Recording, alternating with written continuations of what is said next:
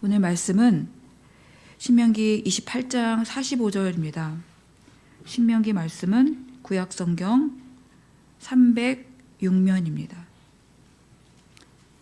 구약성경 306면 신명기 28장 오늘 45절부터 48절까지 45절부터 48절까지 말씀을 우리 함께 봉독하시겠습니다. 내가 내 하나님 여호와의 말씀을 청종하지 아니하고 내게 명령하신 그의 명령과 규례를 지키지 아니하므로 이 모든 저주가 내게 와서 너를 따르고 내게 이르러 마침내 너를 멸하리니 이 모든 저주가 너와 내 자손에게 영원히 있어서 표징과 훈계가 되리라. 내가 모든 것이 풍족하여도 기쁨과 즐거운 마음으로 내 하나님 여호와를 섬기지 아니함으로 말미암아 내가 줄이고 목마르고 헐벗고 모든 것이 부족한 중에서 여호와께서 보내사 너를 치게 하실 적군을 섬기게 될 것이니 그가 철멍에를 내 목에 메워 마침내 너를 멸할 것이라. 아멘. 여기까지 보겠습니다. 신명기 28장 말씀은 이스라엘 백성들이 받을 축복과 이 저주로만 기록된 본문입니다. 지난번에 말씀드린 대로 28장 1절부터 14절까지는 축복의 말씀이고 그리고 15절부터 쭉 보시면 68절까지죠. 이렇게 긴 본문이 바로 저주 본문입니다. 한 4배 정도 길게 기록되어 있습니다. 이 저주의 내용을 쭉 한번 보시면 내용이 다소 끔찍합니다. 그렇기 때문에 이 축복 부분만 읽고 그냥 여기는 패스하고 넘어가고 싶은 마음이 큽니다. 그렇지만 이 저주 말씀 역시 하나님 말씀 안에 포함되어 있기 때문에 우리는 오늘 이 저주 말씀을 함께 읽어보면서 왜 이렇게 저주가 길게 기록되어 있는지, 저주를 통해서 하나님께서는 무엇을 말씀하고 계시는 것인지, 또 우리는 어떻게 그러면 이 저주를 받지 않고 살아갈 수 있는지, 그런 것들을 우리가 살펴보고자 합니다. 다 보지는 않고요, 몇 가지만 보려고 합니다. 우선 오늘 읽은 본문을 보시면은 왜 저주를 받게 되어 있는지가 잘 기록되어 있습니다. 그 이유가 45절입니다. 내가 내 하나님 여호와의 말씀을 청종하지 아니하고 내게 명령하신 그의 명령과 규례를 지키지 아니하므로 라고 말씀합니다. 이 명령, 규례 지키지 않고요, 말씀을 청종하지 않은 이유로 저주를 받게 된다. 그 앞에 지금 쭉 기록된 그 계명과 규례들은요, 어떻게 보면 법조문처럼 되어 있죠. 근데 법조문으로 딱 세워놓는 것이 아니라 여기 보시면 청종이라고 말씀합니다. 청종은 그 말씀을 따라 살아가는 것을 말합니다. 그렇게 하지 않게 되면은 바로 이 저주가 어떻게 되냐면요, 그 이후에 말씀을 보시면 이 모든 저주가 내게 와서 너를 따르고 내게 이르러 마침내 너를 멸할 것이다. 저주가 지금 의지를 갖고 행하는 것을 볼 수가 있죠. 따라다닙니다. 마침내는 그리고 그를 멸망의 길로 데리고 가버립니다. 말씀을 청종하지 않고 명령과 규례를 지키지 않고 살게 되면 이렇게 된다라고 지금 말씀하고 있죠. 이것을 명확하게 보여주고 있는 말씀이 바로 창세기 3장 선악과 사건입니다. 먹지 말라, 먹는 날에는 반드시 죽으리라. 바로 이것이 바로 하나님의 말씀이고 명령이었습니다. 그러나 이 명령을 청종하지 않아서 그것을 먹고 말았고, 그리고 반드시 죽는 바로 저주의 인생이 되고 만 것입니다. 그 후로부터 저주는 사람을 쫓아다니게 되었고요, 그리고 죽음을 피할 수 없는 인생이 되어버린 것입니다. 사탄의 유혹에 넘어진 인간은 그 사탄의 권세 아래인 죄와 사망 아래에 놓이게 된 것이죠. 여기서 벗어날 수 있는 방법을 찾아야 되는데 바로 그 방법은 오직 하나, 사탄을 멸하신 예수 그리스도를 통해서만이 가능하다라는 것입니다. 우리가 전도를 하게 되면요, 사람들은 내가 무슨 죄를 지었냐고 자꾸 나보고 죄인이라고 그러냐라고 말합니다. 바로 이래서 죄인입니다. 말씀을 청종하던 사람이 말씀 청종을 모르고 저주가 따라붙게 된 상태를 바로 죄인된 상태라고 말한다는 것입니다. 이 죄의 사슬을 끊기 위해서는 바로 예수님이 이 땅에 내려오셨어야만 했고, 그 성육신 사건, 바로 그것이 우리 죄인들에게는 복음이 되는 것이죠. 바로 십자가에서 죽음을 이기시고 흘리신 그 보혈로만이 바로 이 죄된 삶에서 벗어날 수 있는 유일한 길이기 때문에 사탄은 복음을 전할 때 어떻게든지 간에 그것을 방해하고 복음을 못 듣게 하려고 계속 저주 아래의 삶으로 그들을 붙들어 대는 것입니다. 우리가 그것을 명확히 안다면 왜 이 저주를 받게 되는지, 왜 말씀에서 벗어난 삶이 저주인지를 알게 된다는 것이죠. 두 번째로 저주받는 이유가 오늘 47절에 나와 있습니다. 47절 보시면 내가 모든 것이 풍족하여도 기쁨과 즐거운 마음으로 내 하나님 여호와를 섬기지 아니함으로 말미암아. 모든 것이 풍족하여도 라는 이 말 한마디만 보시면요, 여기서 우리가 무엇이 고백되어져야 하는가? 내가 풍족하게 된 것은 모두 하나님께서 풍족하게 해 주셔서 가능한 것이구나. 이것이 고백되어져야 한다는 것입니다. 내가 만약에 지금 어느 정도 잘 먹고 잘 살고 크게 어려움이 없다? 하나님이 허락해 주신 삶이라는 것입니다. 왜냐하면 풍요 자체가 바로 하나님의 손에 있기 때문입니다. 그런데 그렇게 풍족하게 받아놓고 그 주신 분에 대해서 기뻐하고 즐거움을 모르고 살아간다면 그러면 저주가 기다렸다가 그의 삶에 따라오게 된다는 것입니다. 이 말은 하나님께서 그의 삶에 저주를 주시겠다 이런 것이 아니라 주신 분에 대해서 기쁨과 즐거움이 없이 감사가 없는 인생 자체가 그렇다라는 것을 지금 말씀하고 있는 것입니다.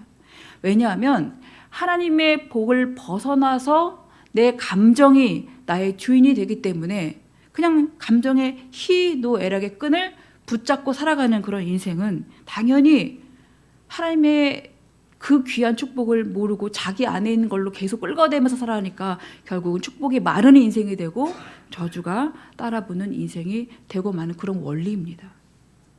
46절 보시면은 그 방금 말씀드린 저주받게 되는 이유 밑에 이 모든 저주가 너와 내 자손에게 영원히 있어서 표징과 훈계가 되리라. 하나님 말씀 청종하지 않고 명령과 규례를 따르지 않는 삶을 살게 되면 결국 너뿐 아니라 너와 내 자손에게도 그것이 영원히 저주가 따라붙게 돼서 결국 그의 삶을 통해서 그걸 볼 수 있게 된다. 저주받는 인생이구나 라고 보게 된다는 것입니다. 또 48절 보시게 되면 그 이유 밑에 내가 줄이고 목마르고 헐벗고 모든 것이 부족한 중에서 여호와께서 보내사 너를 치게 하실 적군을 섬기게 될 것이니 이것이 저주받는 인생의 표징입니다. 적군을 섬기게 됩니다. 결국은 그가 철멍에를 내 목에 메워 마침내 너를 멸할 것이다. 나라가 멸망당하는 것이죠. 이 적군에 의해서 멸망당하게 된 열왕들의 역사가 성경에 수두룩하게 기록되어 있습니다. 저주가 얼마나 끔찍한가 오늘 몇 절만 보시게 되면 53절 한번 보실까요? 오늘 말씀 53절 보시면 참 끔찍합니다. 몇 개만 읽어볼게요. 내가 적군에게 에워싸이고 맹렬한 공격을 받아 곤란을 당함으로 내 하나님 여호와께서 내게 주신 자녀 곧 내 몸에 소생의 살을 먹을 것이라. 이게 무슨 말씀입니까? 우리 열왕기하 6장 24절에서 29절 정도 보시면 이 아람 사람들이 사마리아 성을 싹 에워쌌을 때 벌어진 일입니다. 그때 성 안에 먹을 것이 다 끊겨버리자 어떻게 됩니까? 경제적으로 당연히 곤핍함은 물론이고요.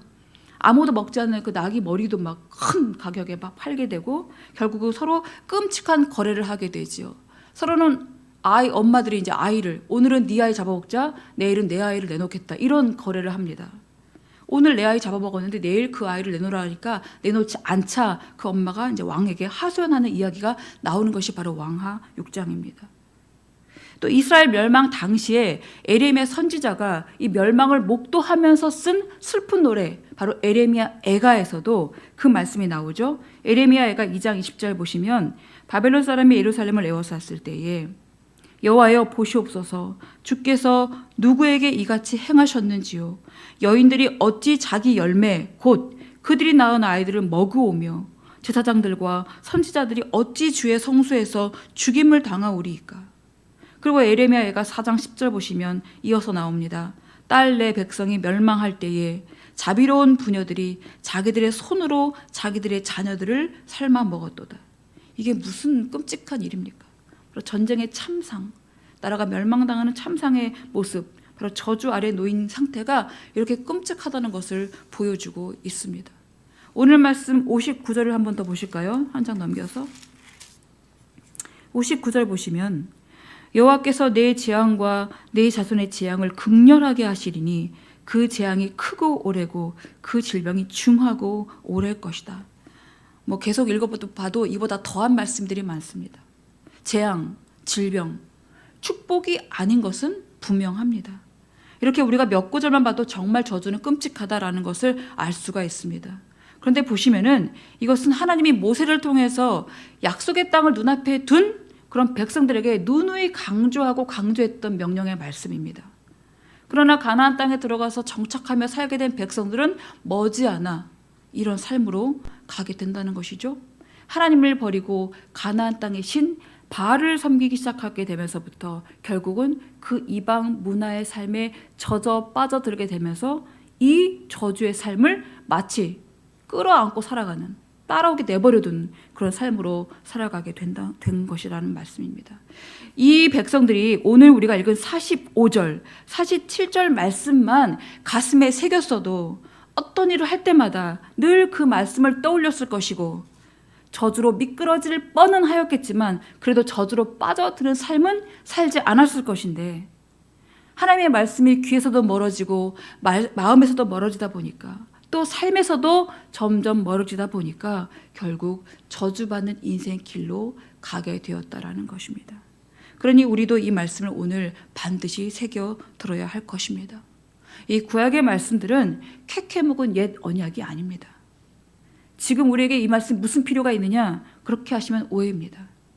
신명기에서 계속해서 이 오늘이라고 현재 시간 부사를 사용해서 말씀하고 있습니다. 이것은 지금 이 말씀을 읽는 누구에게나 오늘로서 이 말씀을 지켜 살아가야 한다라는 것입니다.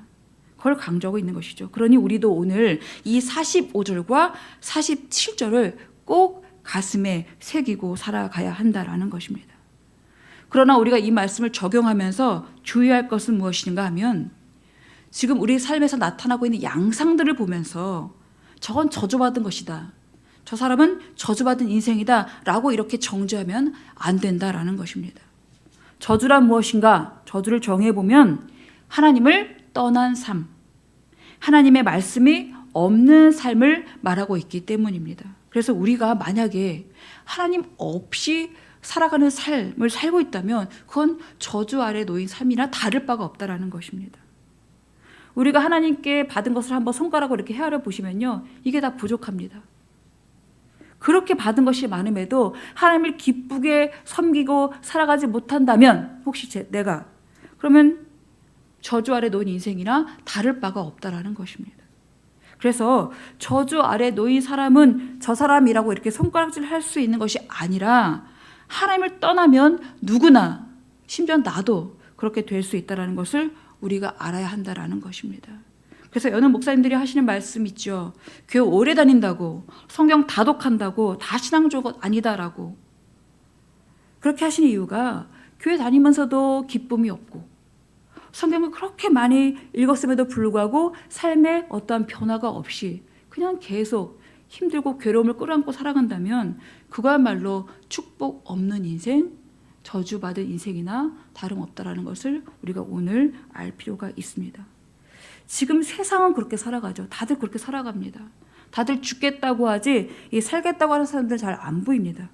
그래도 어떻게든 간에 우리처럼 말씀을 드리려고 하고 하나님께 바른 예배와 삶을 드리려고 하는 이런 사람들은 그래도 그 괴로움 속에서 희망을 보고 소망을 보고 살아가기 때문에 그렇기 때문에 죽을 길을 찾지 않고 살 길을 찾는다라는 것입니다.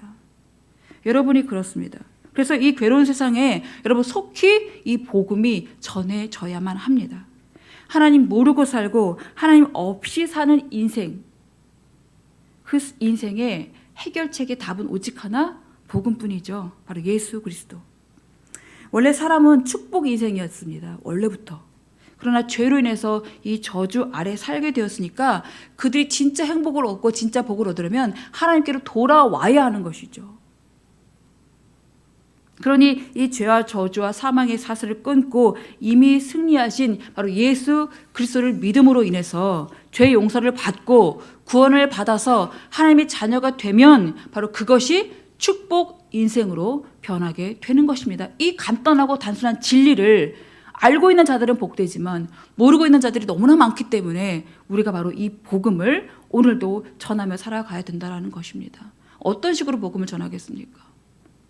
말로 뭐 복음을 전하자니 목 두렵기도 하고 말도 잘 못하니까 나는 아직이요 이렇게 하지만 여러분 꼭 말로 복음 전하지 못하게 된다면요 삶으로 복음을 전하시기 바랍니다.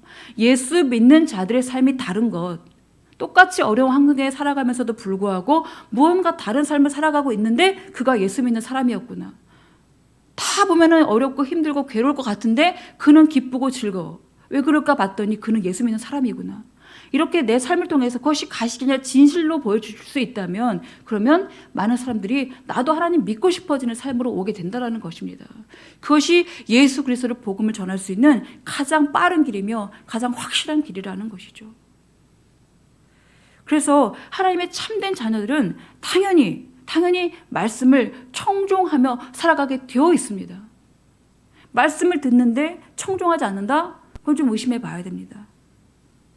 그래서 47절의 저주를 바로 축복으로 바꿀 수가 있습니다. 그래서 기쁨과 즐거움으로 하나님을 섬길 수 있게 된다는 것입니다.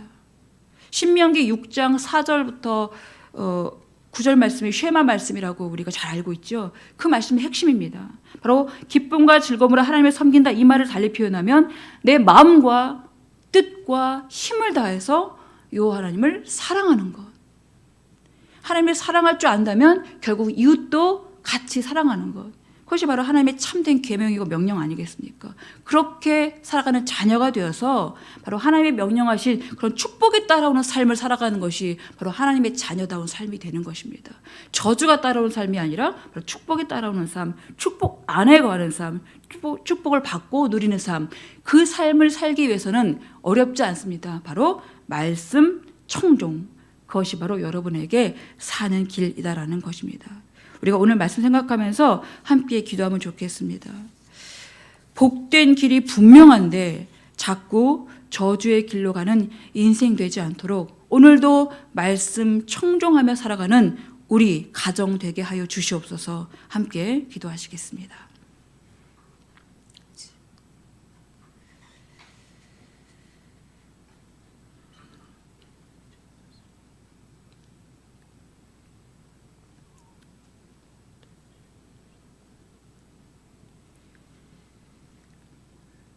하나님, 저주의 말씀을 한번 쭉 읽다 보니 참 너무나 끔찍하고 어떻게 이런 일이 있을 수 있을까 할 정도로 또는 이것을 굳이 말씀에 기록해야만 했는가 할 정도로 참으로 끔찍한 일들이 성경에 기록되어져 있습니다.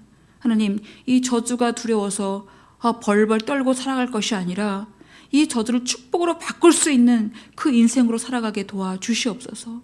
바로 말씀 청종, 말씀을 그냥 세워놓고 바라보는 것이 아니라 그 말씀을 따라 살아가는 삶을 통해서 하나님 아버지 축복된 인생으로 살아가게 도와주시옵소서.